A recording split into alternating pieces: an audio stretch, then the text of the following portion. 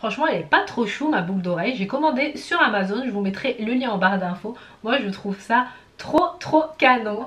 Enfin bref, j'espère que vous allez bien. Aujourd'hui je vous retrouve dans une vidéo pour vous parler du dernier fond de teint de chez Huda Beauty. Oui, je sais, il est sorti en janvier, mais j'ai un petit peu de retard, voilà, j'avais pas eu le temps de faire la vidéo. Et puis comme dit l'adage, mieux vaut tard que jamais. Et moi, d'une manière générale, dans la vie de tous les jours, c'est tout le temps comme ça.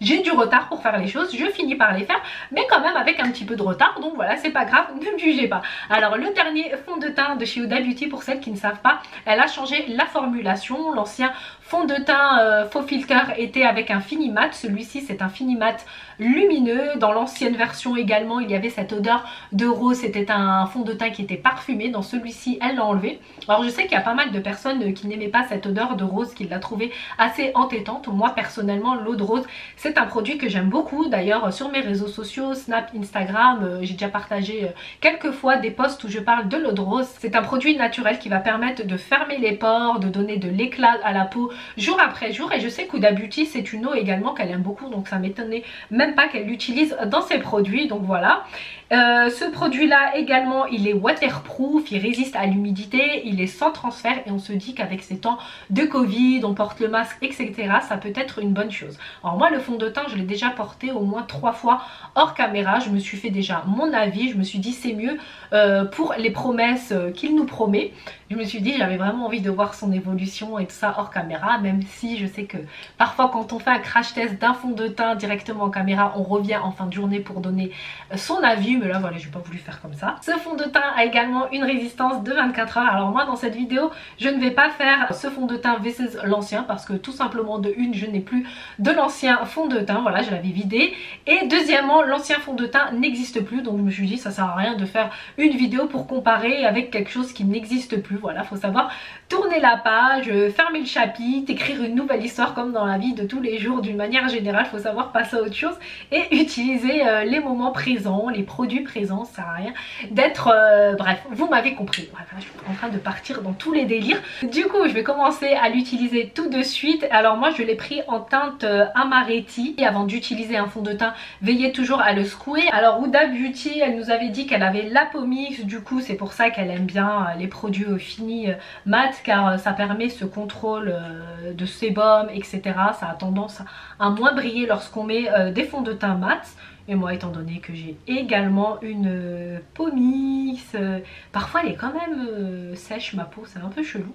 Donc je mets 3 petites pompes comme ça et je vais venir appliquer directement.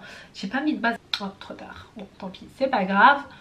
Alors au niveau de la teinte je crois que je m'étais un petit peu loupée, elle a un petit sous-ton j'ai l'impression olive, mais bon. Alors vous voyez déjà clairement dès que je l'applique il y a ce fini lumineux directement là qui ressort. Moi je trouve qu'il est lumineux contrairement à l'autre version, donc on le voit. Alors je l'applique à l'aide du pinceau fond de teint de chez Guerlain que j'aime énormément. Je vous mets le lien en bas pour celles qui veulent. Il diffuse super bien le produit en balayant l'excédent. Il travaille en fait avec le fond de teint, donc le combo des deux il est juste extraordinaire. Il est très léger, très facile à travailler, il a un fini vraiment très fin sur la peau, bien qu'il soit mat. C'est vraiment la formulation mélange côté lumineux qui donne ce rendu. Pour moi c'est clairement l'amélioration de l'ancienne version, hein. Forcément Huda n'allait pas faire un nouveau produit en le faisant moins bien. Voilà, en connaissant la femme ce que c'est vraiment une passionnée, c'est une femme qui peut être un exemple hein, dans le monde du make-up, son évolution etc. Alors j'en rajoute un tout petit peu pour ne pas oublier le coup. Alors ce que je peux dire concernant cette nouvelle version, il y a un truc que j'ai beaucoup aimé et il faut que je le mette en avant, c'est le fait que cette version ne me marque pas mes sillons nasogéniens. Alors voilà, il y a des personnes qui ont des sillons nasogéniens qui sont des rides d'expression, rien à voir avec l'âge etc. J'ai ça depuis que je suis petite, comme certaines personnes qui ont les fossettes ici et que je trouve ça trop chou. Donc du coup moi l'ancienne version me marquait les sillons étant donné que le produit était seulement avec un fini mat, et ça me le fait très souvent avec des fonds de teint au fini mat qui me marquent ici au niveau des sillons. Là étant donné qu'elle a apporté du lumineux dans la formulation, et comme on le sait et pour ceux qui ne le savent pas, pas, en fait quand on a des traits du visage qui sont marqués par des ridules, les sillons, etc., il faut apporter une note lumineuse, d'où le stylo lumineux par exemple de chez Yves Saint Laurent pour apporter de l'éclat, etc. On peut même l'utiliser sur les zones du sillon pour atténuer en fait le défaut. Après bien évidemment il n'y a pas que le stylo de Yves Saint Laurent, hein. Je vais donner l'exemple de celui-là parce que c'est celui qui m'est venu en tête, mais voilà, vous utilisez vraiment le produit lumineux que vous souhaitez. Donc là vous voyez, j'approche la caméra, mon sillon il n'est pas marqué et c'est super génial. Alors une autre note concernant le produit, c'est quand je porte le masque par exemple et en fin de journée je l'enlève, je vais quand même remarquer qu'au niveau des ailes du nez il y a eu un transfert et que le produit il a bougé. Sinon lorsque je suis restée à la maison toute l'après-midi et je lavais, franchement ça n'a pas bougé, c'est resté. Donc au niveau de l'humidité, étant donné que le masque, voilà, humidité, chaleur, on parle, etc., forcément ça bouge un petit peu. Elle n'a pas dit qu'elle avait créé un produit spécial masque, anti-sueur en dessous du masque, non.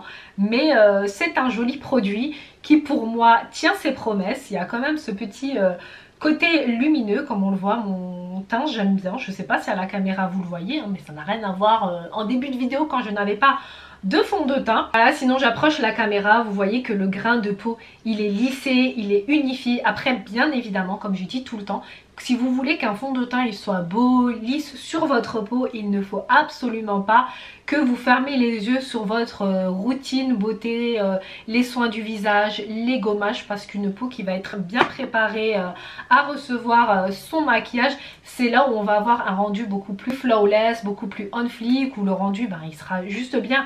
Après forcément quand on n'a pas les bons gestes, beauté pour le visage, les bons soins, ben, on va mettre un produit, un fond de teint, on va le trouver cakey, pâteux, etc. Bref pourri, alors que c'est de notre faute, c'est pas la faute du produit. Bon, je vais quand même finir vite fait de maquiller mon teint et je vais utiliser la poudre fixatrice, la Pound Cake de chez Huda Beauty pour rester dans le thème, mais j'ai même pas fait exprès en plus, c'est juste que ça faisait longtemps que je l'ai pas utilisé, alors j'en prélève un tout petit peu. Hors caméra j'avais également mis de l'anti-cerne. Alors pour celles qui aiment le baking, c'est une poudre qui est vraiment super géniale, hein.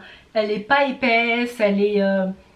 et j'aime bien l'odeur. Huda Beauty c'est grave une gourmande, elle est un petit peu comme moi. Du coup je la comprends vu qu'elle a la chance de pouvoir créer des produits, qu'elle utilise un petit peu des notes gâteau etc. dans ces produits. Ensuite je vais mettre un blush que je n'ai pas encore utilisé depuis le temps qu'il était sorti.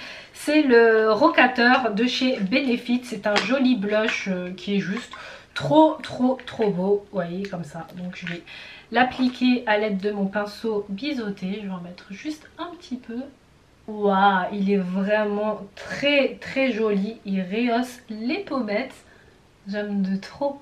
Benefit, ils ont vraiment de très jolis produits. J'aime bien leur blush, je les ai toujours aimé. Je vais également appliquer un tout petit peu de highlighter. Je vais utiliser l'highlighter poudre libre de chez Becca qui est juste de la bombe. C'était une édition limitée de Noël et il est extraordinaire, il ne marque pas les ridules etc. Pour celles pareil qui ont la peau qui marque à ce niveau là, optez pour des highlighters en poudre libre, vous allez voir que c'est super génial. J'en applique également sur mon nez car quand on aime l'highlighter on a envie d'en mettre partout. Voilà, j'en mets également sur l'arc de Cupidon et je mets un tout petit peu ici au dessus de mon sourcil. J'allais oublier de réchauffer mon teint et je le réchauffe avec le bronzer de chez Too Faced à l'aide de mon kabuki de chez Make Up Forever. Alors j'en applique ici à ce niveau là. Quand on réchauffe son teint, je vous jure, ça change tout. Genre ça change le visage. Un teint chaud, allez, bronzé, ça donne tout de suite un effet bonne mine. On coupe ici également pour tricher un petit peu avec le double menton. Et puis ça réchauffe l'ovale du visage. Plus la poudre bronzante de chez Too Faced. Elle sent trop bon, elle sent le chocolat. Moi j'ai toujours envie de la manger. Elle est super géniale. Ensuite je m'occupe des lèvres et je vais appliquer le crayon de chez Kiko. J'ai fait un haul crash test des make-up Kiko et ce crayon en faisait partie, je vous mets le lien là-haut pour celles que ça intéresse. Franchement ils ont fait une dernière collection Mood Boost qui est juste extraordinaire, j'ai beaucoup aimé. Les produits Kiko, ce sont des produits qui sont top en termes de rapport qualité-prix, et là le crayon il est juste extraordinaire, il se travaille super bien, il fait un joli fini, etc. J'aime beaucoup, et je l'applique avec le rouge à lèvres, le Born to Shine en couleur pareil aubergine. Et j'aime beaucoup le concept Born to Shine, né pour briller, voilà. Faut garder des good vibes et se dire que l'orage il reste jamais au-dessus de nos têtes, voilà. Même si on passe des mauvaises périodes, si on pense que tout va mal, franchement le soleil finit toujours par apparaître et notre tour arrive, on finit par briller, avoir le moral, la bonne humeur, etc. etc. Voilà, faut juste attirer les good vibes toujours et encore. Donc voilà, pour le make-up je le fixe quand même avec le spray de chez Tarte.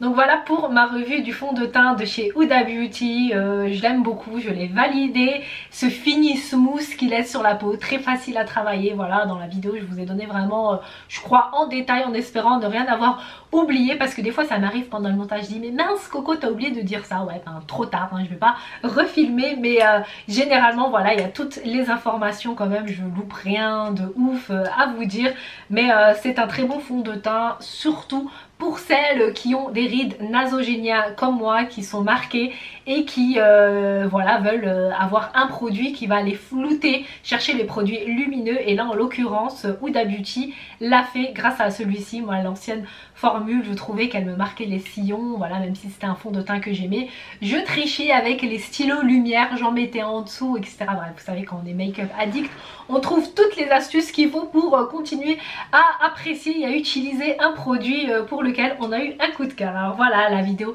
elle touche à sa fin, j'espère qu'elle vous aura plu. Si c'est le cas, n'oubliez pas de liker, de vous abonner en cliquant sur ma photo de profil qui se trouve là.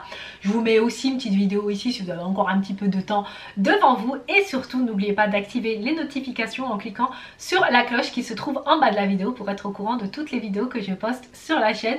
Et puis n'oubliez pas de vous abonner à mes réseaux sociaux également, car je suis active sur Instagram, sur Snapchat. Voilà, je vous fais de gros bisous mes beauty stars, je vous dis à très bientôt dans une nouvelle vidéo. Mouah.